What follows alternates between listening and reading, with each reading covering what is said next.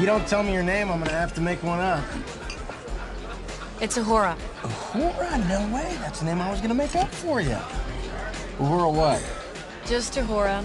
They don't have last names in your world? Uhura is my last name. Well, they don't have first names in your world?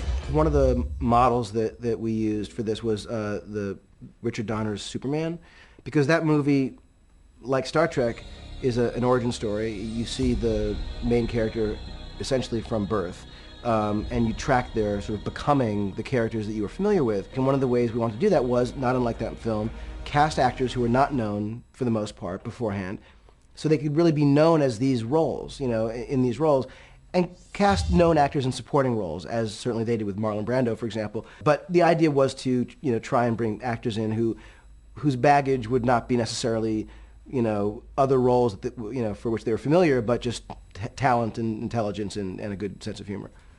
I may throw up on you. Well, I think these things are pretty safe. JJ reminded me a lot of Peter Jackson in the regard that he is a director who is literally at the peak of his powers, and not only does he have a wonderful command of all the technical elements that comprise great filmmaking, but he knows about characters and he knows about character beats. He created a fun, focused, highly efficient environment for us to play in. I don't think I've ever laughed so much on a film as this one. We had a really great time.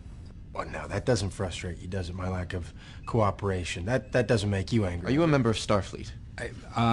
Yes. Can I get a towel? Under penalty of court-martial, I order you to explain to me how you were able to beam aboard this ship while moving at warp. Well, don't answer him. You will answer me. There were Klingons in this one, and we actually cut them out of the movie. My favorite costume in the film were the Klingon, these prison guards. They were just amazing costumes, but we've got them sitting around, so maybe they'll come out for the next film if we are lucky enough to have to make one. Pull your chute as late as possible. 3, 2, 1. Remember, the Enterprise won't be able to beam you back until you turn off that drill.